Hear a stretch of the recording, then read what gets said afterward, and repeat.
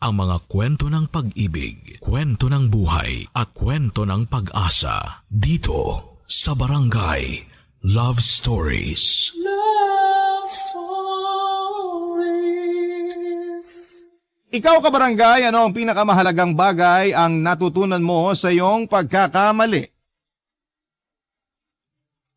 Dear Papa Dudut, magandang araw po sa inyong lahat ang mga nakikinig ng Barangay Love Stories. Tawagin niyo na lamang po ako sa pangalang Girly, 27 years old. Mula pagkabata ay madalas akong pagtawanan at mabuli dahil sa pisikal kong kaanyuan. Taba, lechon, dambuhala, ilan lamang yan sa mga tawag nila sa akin, Papa Dudut. Dahil doon ay lumaki akong mababa ang self-esteem at awang-awa sa sarili ko. Hindi masayang maging ako, lalo na't lumaki ako sa isang broken family. May iba nang kinakasama si Papa at iniwan ang lahat ng responsibilidad kay Mama. Mabuti na lamang at madiskarte sa buhay ang nanay ko at napagsasabay niya ang pagiging cook at pagiging isang teacher, Papa Dudut. Tumatanggap siya ng mga palutong ulam o kaya ay desserts mula sa mga kaibigan niya at sa mga kakilala namin. Hanggang sa sumikat ang mga masasarap na luto ng nanay ko at dumami pa ang mga customers niya. Nang mangyari yon ay tuluyan na nga niyang binitawan ang propesyon niya para pagtuunan ng munti niyang negosyo. Catering services ang naging negosyo ng nanay ko at dahil doon ay nakaraos kami at kahit papaano ay nagkaroon ng maayos at maginhawang buhay. Pero dahil nga sa napakasarap magluto ni Mama ay yon ang sinisisi ko sa mabilis kong pagtaba. Papa Dudut, ilang beses ko nang sinubukang magpapayat pero parang wala namang nangyayari. Palagi akong nabibigo noon kaya madali akong sumuko. Sanay na ako sa panlalait ng mga tao pero isang insulto ang dinamdam ko ng sobra. At mula yon sa isang gwapong estranghero sa airport nang minsang madelay ang flight ko pauwi ng Maynila galing sa Davao. Wala pa kasi noon yung eroplanong sasakyan ko kaya pumili ako ng isang sulok para magpahinga. Antok na kasi ako noon at kailangan ko nang matulog. Wala na ako naging pakialam pa sa mga tao sa paligid ko ng sandaling yon, sumalampak ako sa sahig at sinandal ko ang ulo ko sa backpack na dala ko para magsilbing unan. Napakasarap ng tulog ko noon kaya nagkaroon ako ng isang magandang panaginip. Magandang lugar daw ang pinuntahan ko at may isang gwapong lalaki na nakasakay sa kabayo. Tinawag ko raw siyang Knight in Shining Armor, Papa Dudut.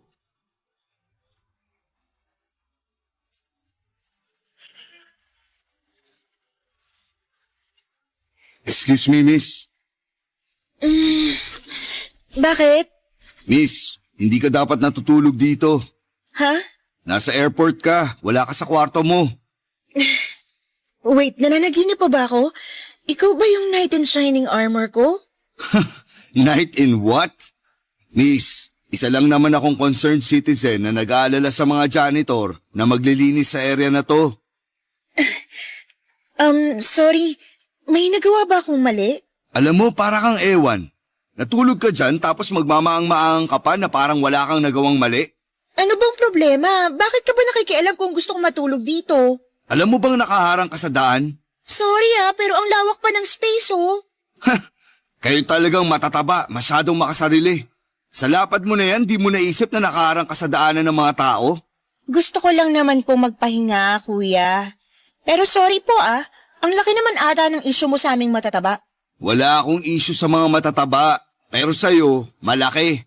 Ikaw na nga yung nakakaabala, ikaw pa yung magsusungit.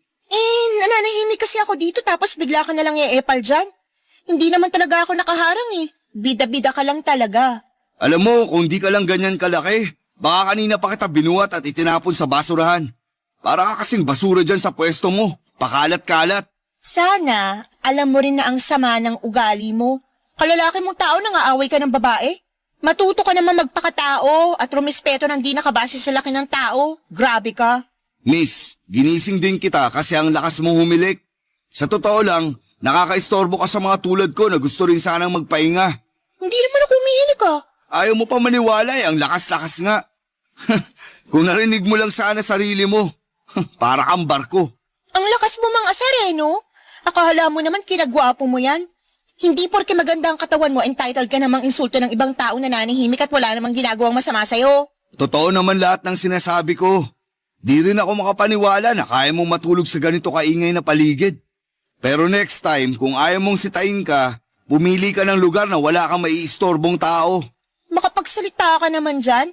Ikaw ba may-ari nitong airport? Hindi. Wala naman akong sinabing ganun ah. Oh, bakit kung makapagsalita ka parang nabili mo na tong airport? Sana nag-apply ka na lang ng security guard dito para sa susunod na manita ka, hindi naaangal yung mga tulad ko na gusto lang naman magpahinga. Gets mo? Pwede naman yun kung di ka lang malakas humilik. Talaga? Hayaan mo po may knight in shining armor. Sa susunod magdadala ako ng earplugs para di ko na maistorbo yung kapayapaan mo. Ako na rin maglalagay sa mga tenga mo para naman di nakakahiya. Oh? Ba't di mo kaya unahing pasakan yung bibig mo? Hindi ka nga pala knight in shining, Eme. Isa kang kampo ng kadiliman, napakasungit mo. Huwag ka mag-alala, paalis na rin naman ako, no? Mabuti naman. At least hindi na ako magtitiis sa hilik ng isang dragon. Sobra ka na, ha? Bakit? Pikon ka na? Che, kampo ni Satanas, body shamer, walang modo. Hindi ko makakalimutan ang insultong yon, Papa Dudut. Masyado kong nasaktan sa pamamahiya ng lalaking yon. Daig ko pang nakipag-break kahit na hindi ko naman talaga alam yung pakiramdam na ma-broken-hearted dahil no boyfriend since birth ang status ko. Pagdating ko ng Maynila, isang tao agad ang pinagsumbungan ko, walang iba kundi si Mama. Sa kanya ako lagi naglalabas ng sama ng loob at palagi naman niyang pinapagaan ang loob ko tuwing nabubuli ako. Nagpasalamat na lamang ako noon na hindi man ako binayaan ng magandang katawan, ay meron naman akong isang nanay na handa akong samahan at suportahan sa lahat ng pinagdadaanan ko sa buhay. Kaya naman bilang ganti ako naman ang palaging nag-aasikaso sa kanya kapag wala akong ganap sa trabaho. Lalo na kapag naka-vacation leave ako. Palagi kong inilalaan ang oras ko para sa kanya.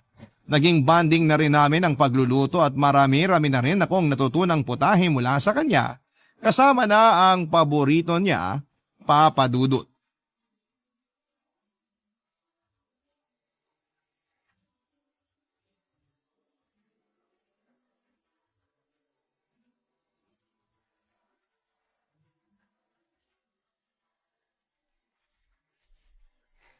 Ma, gusto mo ba ng mainit na sinigang ngayon? Oo naman. Alam mo namang paborito kong sinigang anak. Kumusta ka naman? Ay, okay lang, Ma. Naging successful naman yung charity events namin sa Davao. Perfect na nga sana, kundi lang dun sa lalaking walang modo sa airport. Ikaw, kumusta ka nang wala ako? Okay lang.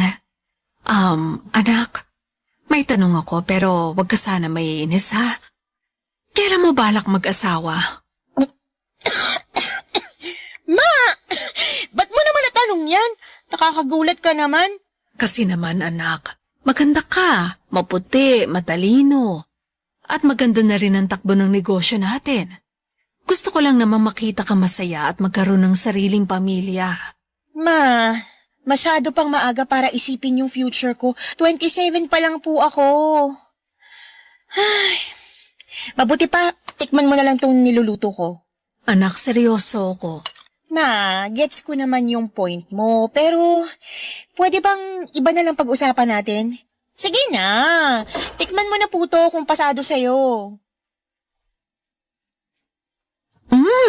Ang sarap. Buti naman mo sa akin yung husay sa pagluluto. Ang swerte ko talaga sa'yo, anak. Ma, ang OA mo. Hindi mo na kailangang sabihin sa akin lahat ng papuri niyan. Ano ka ba? Deserve mo kaya yon. Thank you, Ma. Totoo naman yung sinasabi ko, anak. Marami kang magagandang katangian na dapat mong ipagmalaki. Ewan ko nga po, pero parang hindi ko naman maramdaman yun.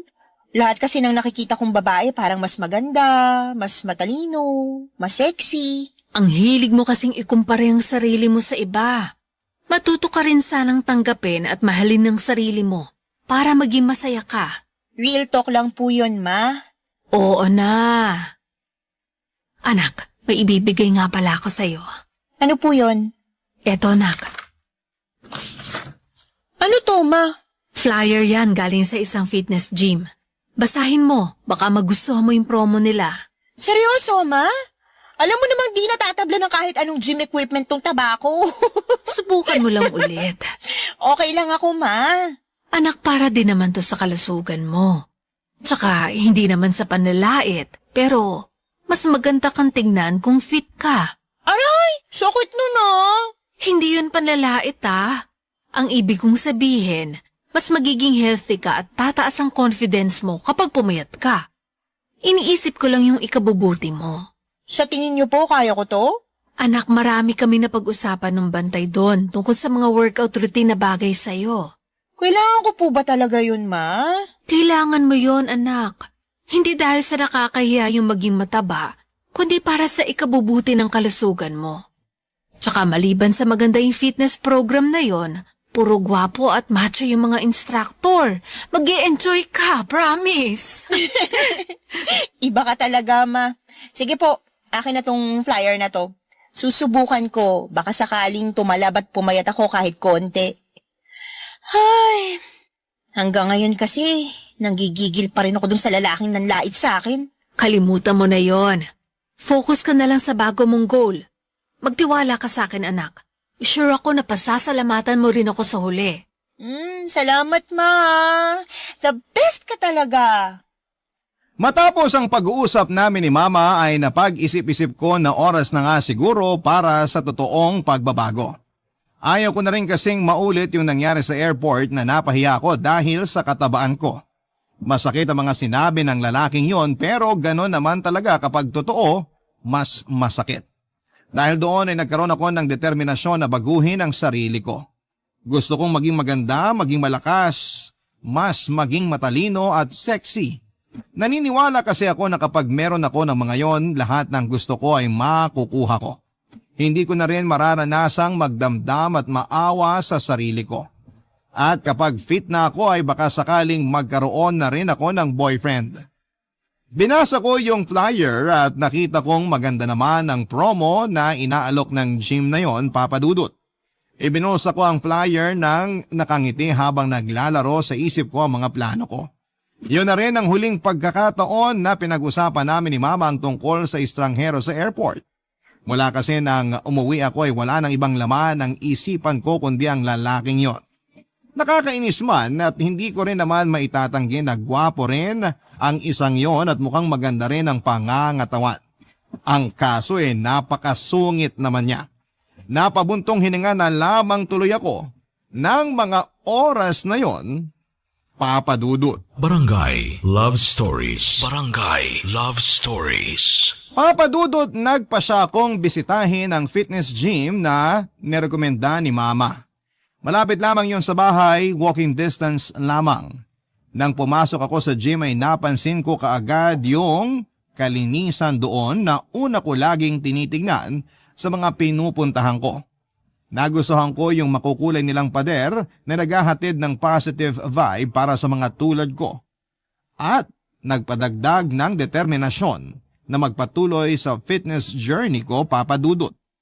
Kahit malayo ay napansin ko ang maiilaw na fitness equipment na nag-aabang sa akin.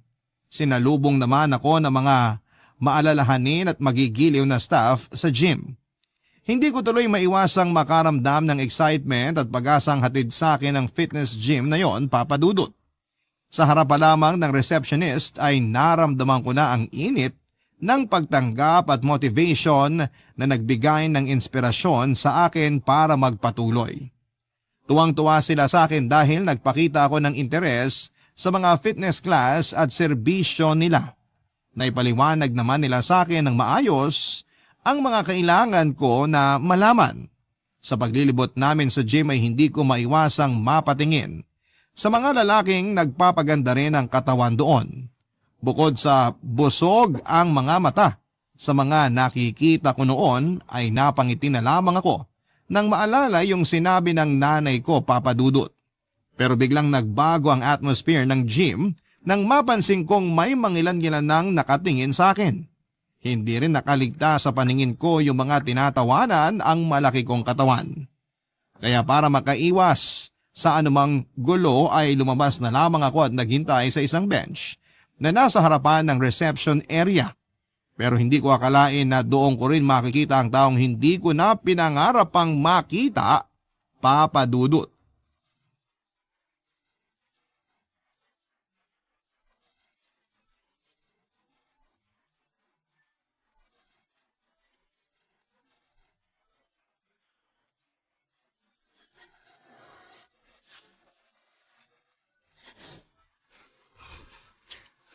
Hello, natatandaan mo pa ba ako? Malamang. Kasi ikaw lang naman yung lalaking umistorbo sa akin sa airport. Yup, small world, di ba? Pero miss, gusto ko sanang humingi ng pasensya sa nangyari nung araw na yon. Ay, sige na nga. Hayaan mo na lang yun. By the way, ako nga pala si Alfie. Nandito ka ba para mag-inquire ng membership sa amin? Malamang. Since kilala mo na ako na mag-a-assist sa'yo rito. Anong membership yung gusto mo? Gusto ko sana yung pang beginners lang muna. Ano ba yung inclusions nun? Well, yung beginners package namin, may kasamang free orientation, access sa gym facilities, at sa group fitness classes. Magkano naman yung membership fee at ilang buwan yung covered ng promo? 2,500 per month, good for 3 months. May kasama na rin yung libreng personal trainer. Oh, maganda rin naman pala. Pero, sino naman yung magiging fitness coach ko? Kung gusto mo, ako na lang. Sige, ikaw na lang. Pero kung sakaling ikaw nga yung magiging coach ko, anong magiging plano mo para sa akin? Cardio, strength, training at diet plan. Okay ba yun sa'yo? Sige, susubukan ko yon. Salamat. Sana makamit natin yung goal na para sa'yo. Tingnan mo nga naman, parang kailan lang magkaaway pa tayo sa airport tapos ngayon, magiging workout buddy na kita. Pasensya na talaga sa nangyari Alam mo bang yan din yung dahilan kung bakit ako nandito sa gym nyo? Talaga? Oo, gusto kong pumayat kasi ayaw ko na rin napapahiya ako dahil sa katabaan ko. Kung ganun, nakatadhana pala talaga na ako yung maging knight in shining armor mo. Siguro nga. Nga pala, hindi ko pa nasasabi yung pangalan ko. Ako si Girlie.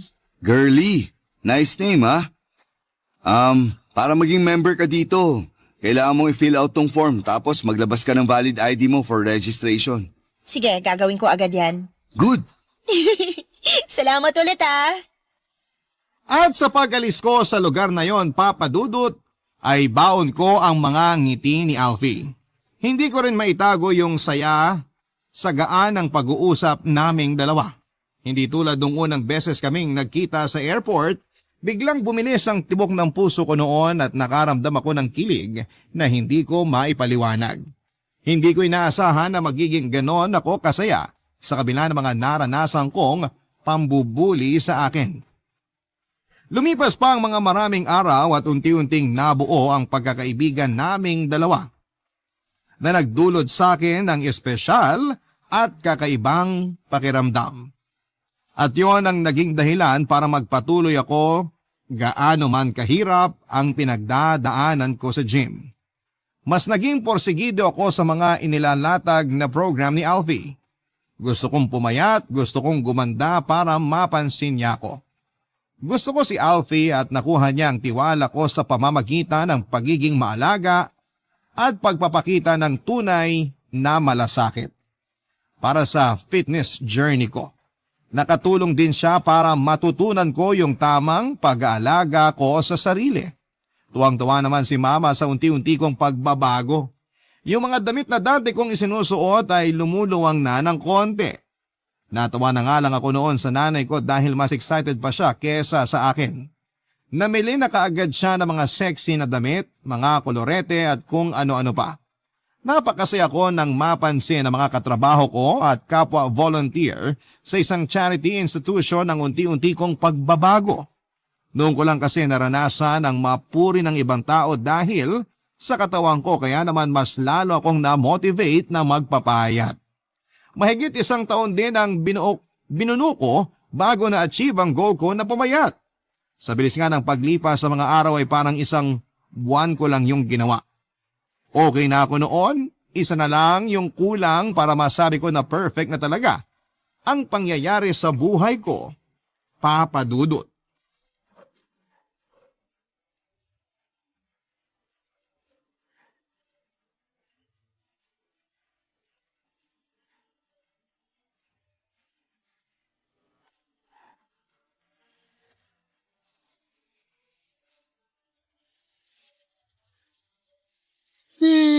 Saan kaya masarap kumain dito?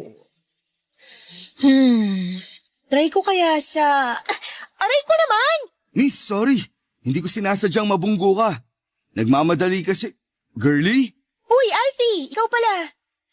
Ay, Mol, may pinapabili lang si Mama na gagamitin sa catering business. gusto mong kumain? Sakto! Kanina pa ako nag-iisip kung saan ako kakain eh. Sagot mo na ba? Oo naman. Ako nag-aya eh. Tsaka may alam akong magandang kainan dito. Masasarap yung mga pagkain nila. Mga lutong bahay na may twist. Talaga?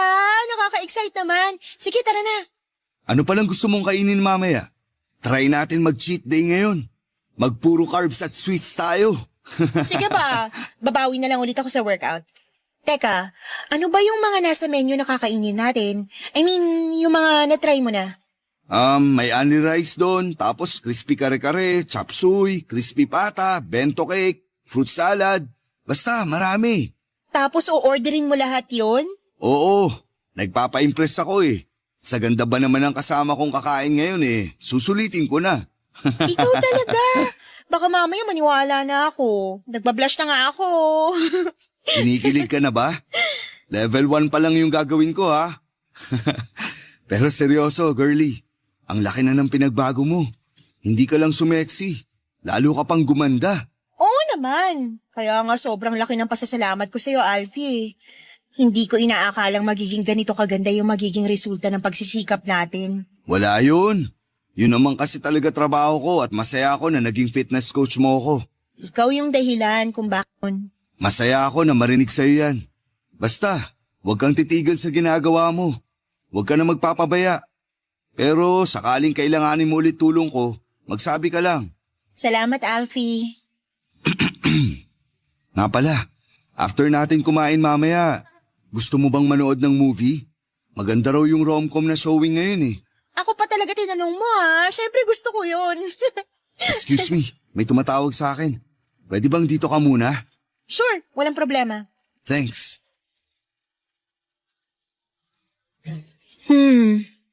Sino kaya yung tumawag sa kanya? Mukhang importante ah. Lumayo pa talaga sa akin eh. Girly, pasensya ka na ha. Kailangan ko na kasing umuwi. May emergency lang sa bahay. Pasensya na talaga. Okay lang, pero kailangan mong bumawi sa susunod ah. Oo naman. Sige, mauna na ako. Papa Dudut, hindi ko maiwasang titigan si Alfie habang naglalakad papalayo.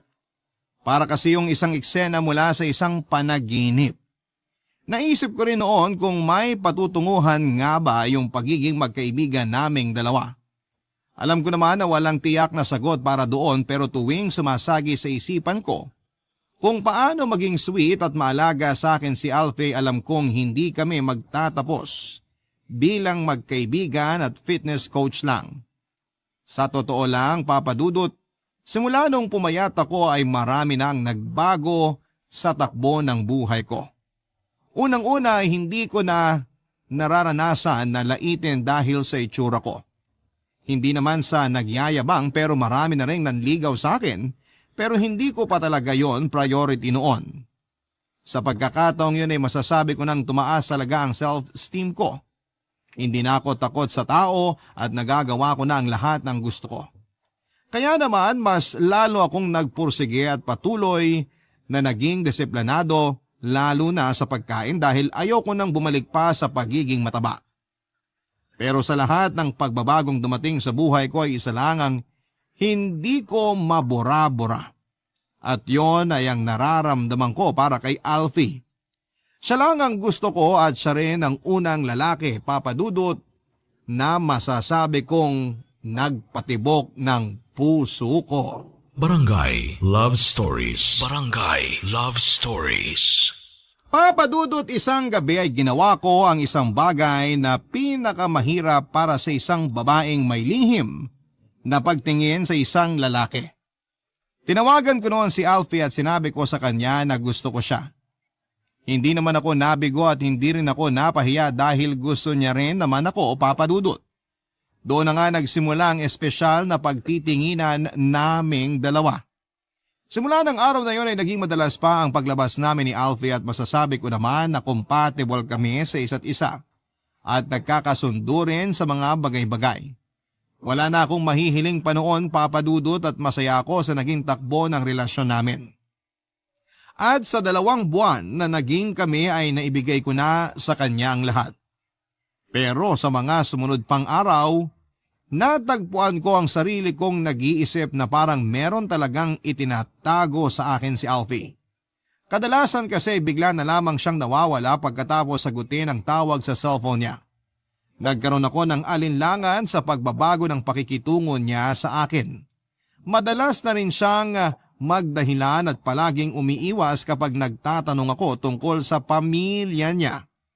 Nabanggit ko kasi na gusto ko na ring makilala ang mga magulang niya bago ko siya ipakilala kay mama. Oo lamang siya ng oo, pero wala namang nangyayari.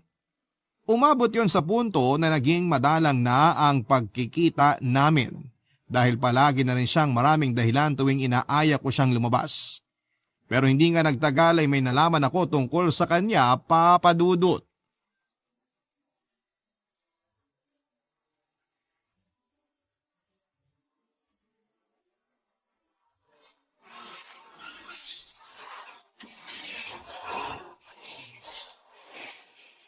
Excuse me?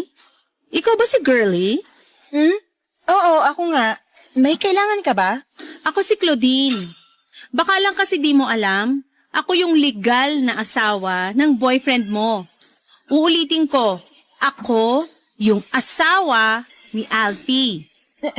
Si Alfie? Sorry pero hindi ko naman siya boyfriend. Magkaibigan lang kami. Huwag ka na nga mag-deny, Girlie.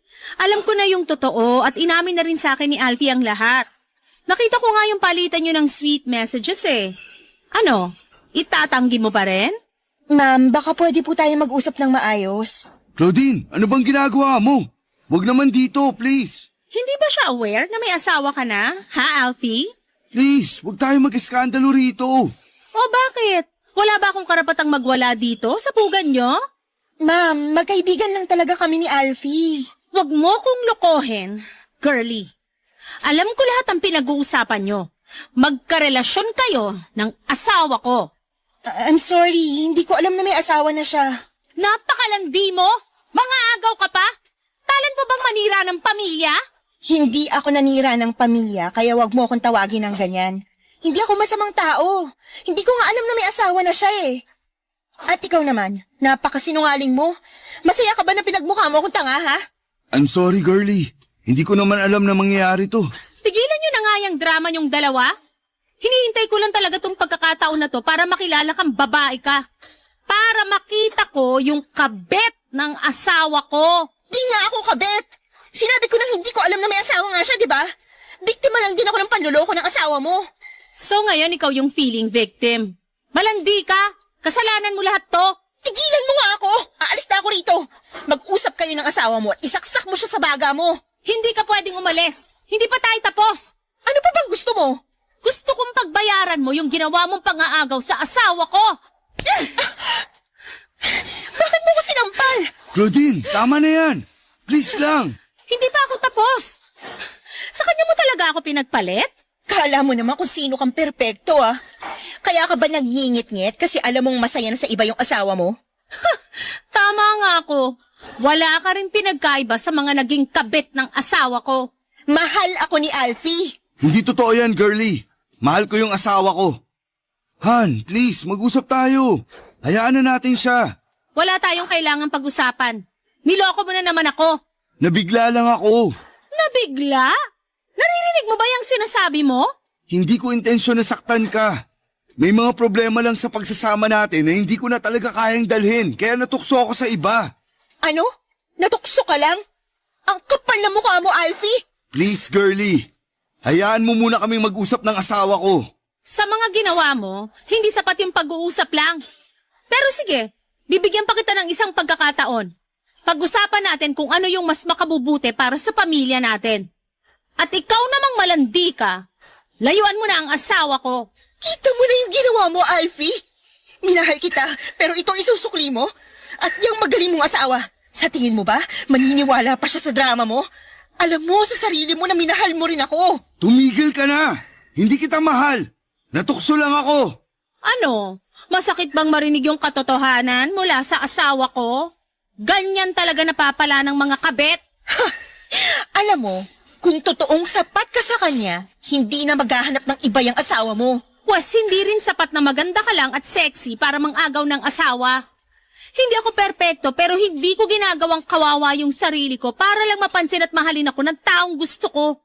Yon ang pinagkaiba natin. Hindi ako yung tipo ng tao na papatol sa ganitong klase ng gulo. Pasensya na. Nadala lang ako ng emosyon ko kaya kung ano-ano yung nasabi ko. Huling pagkakataon mo na to. Iwasan mo na siya. Naiintindihan ko. Wala naman talaga akong intensyon na manira ng pamilya eh. Naniwala lang ako na minahal ako ni Alfie. Pasensya ka na rin sa mga nasabi ko. Hindi ko gustong insultuhin ka pero kung ikaw din naman ang nasa katayuan ko, siguradong ganun din gagawin mo. Sana makita mo rin yung totoong kahulugan ng pagmamahal. At ikaw namang magaling na lalaki, mag-uusap tayo sa bahay mamaya. Para akong pinagsakloban ng langit at lupa nang malaman ko ang katotohanan yon, Papa Dudut. Wala ko nagawa noon kundi ang sundan na lamang sila ng tingin habang papalabas ng gym. Wala rin akong natanggap na paliwanag kay Alfie kung bakit niya yon ginawa sa akin. Ibinigay ko ang lahat sa kanya, minahal ko siya ng sobra at siya rin ang una kong naging boyfriend. Sobrang sakit. Gusto kong umiyak at maglupasay sa tindi ng emosyon na gusto kong kumawala pero pinagtitingin na ako noon ng mga tao sa paligid. Alam ko na hindi sila magsasalita pero may masasabi sila sa akin. Siguradong hinuhusgahan nila ako mula ulo hanggang paa. Hindi ko ginusto ang maging isang kabit. Biktima lang din ako ng panloloko at yun nga ang gusto kong ipagsigawan sa kanila. Pero pinili ko na lamang na umalis doon ng tahimik lamang. Pinangako ko sa sarili ko na hindi na ako babalik doon o pupunta sa kahit na saang gym pa dahil alam ko na babalik lang ng babalik ang lahat ng sakit na nararamdaman ko noon. Nagmukmuk ako sa bahay, kumain ng kumain at pagkatapos naman ay humihilata. Namugtong ang aking mga mata sa kakaiyak para ako nawala ng ganang mabuhay. Ganon ko hinarap ang problema ko, Papa Dudut, pero buti na lamang at hindi ako sinukuan ni Mama.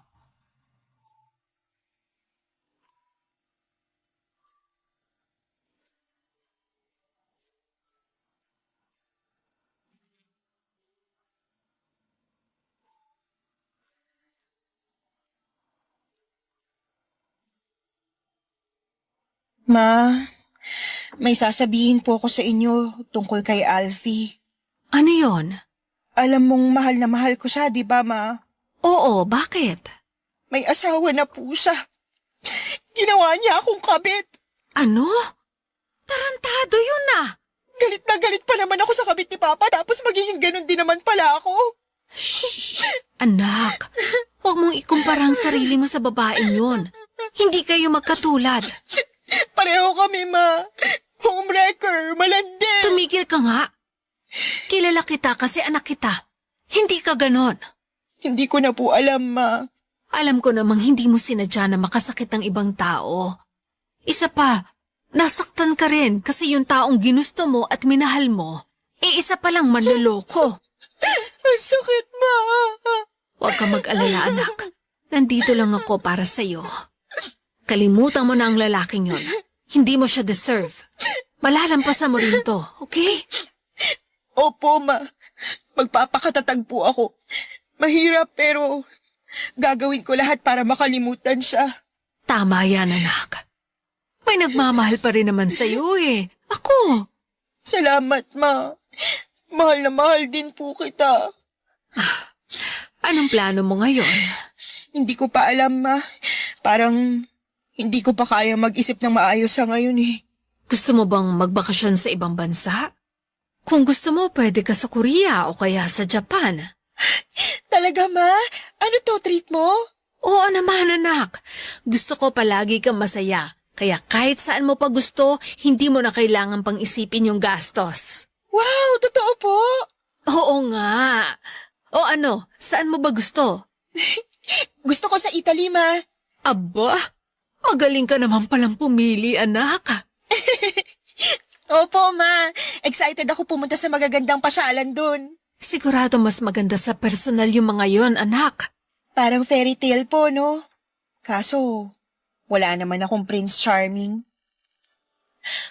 Ma, tumatawag si Alfie. Ano pong gagawin ko? Sasagutin ko ba? Nasa sayo yan. Pero kung kinakailangan mo talaga siya makausap para tuluyan ka na makapag-move on, gawin mo, anak. Sige po, Ma. Sasagutin ko to pero hanggang ngayon na lang siya pwedeng tumawag. O sige, anak. Sagutin mo na. Tatahimik na lang muna ako rito. Ito na po, sasagutin ko na. Alfie, anong kailangan mo?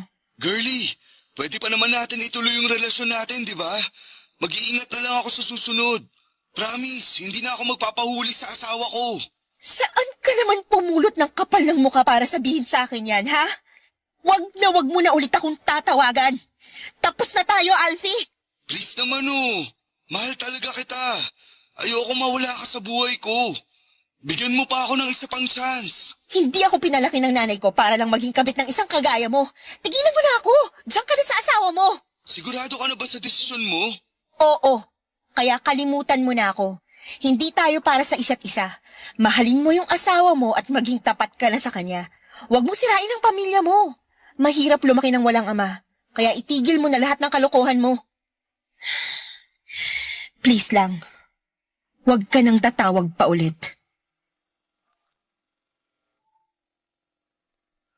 Papadudod pagkatapos ng pag-uusap naming yon ni Alfie ay tuluyang ko na rin siyang kinalimutan.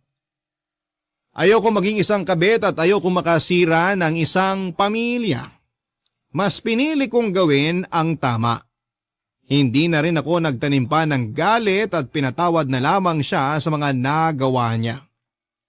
Tinandaan ko yung sinabi ni Mama na ang mabuting puso ay nagdadala ng kahalagahan na hindi kayang pantayan ng pisikal na kaanyuan.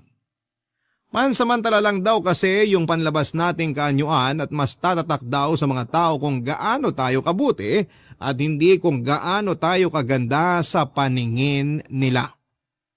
Masaya na ako ngayon, Papa Dudut, dahil pagbalik ko mula sa Italy ay nakita ko na magkasama sina Mama at Papa. Grabe ang dalawang yon kung magplano. Talagang pinalayo nila ako para magkaroon sila ng panahon na magkaayos at magkabalikan. Tinanong ko si Mama kung sinadya nila yon pero tawa lang ang isinagot niya sa akin. Doon ko lang din nalaman na si Papa pala ang nag-shoulder ng lahat ng expenses ko sa bakasyong yon sa Italy. Hindi na rin ako kumontra sa kanila kasi nakita ko kung gaano kasaya si Mama na muling makasama ang tatay ko. Pero syempre hindi po ako nagpatalo sa mga magulang ko dahil may naging sorpresa din ako sa kanila. Habang nagbabakasyon kasi ako noon sa Italy, Papa Dudut, ay nakilala ko si Luigi na agad kong nagustuhan.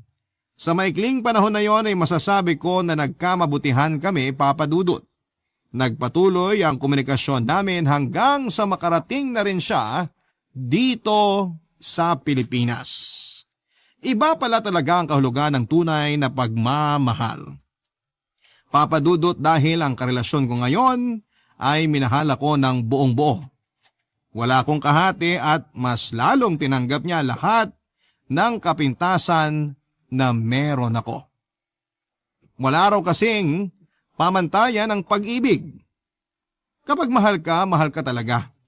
Wala dapat tanong kung bakit ninyo mahal ang isa't isa. Hanggang dito na lamang po ang kwento ko, Papa Dudut, at maraming salamat po sa inyo at sa lahat ng mga nakikinig sa kwento ko ngayong araw na ito. Taus-pusong pasasalamat naman po para sa Barangay LS na laging number 1 sa puso namin.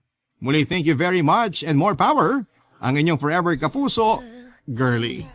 Nagustuhan ng iyong napakinggan? Ituloy yan via live stream sa www.gmanetwork.com/radio. Barangay LS. In Mega Manila, 97.1. Forever.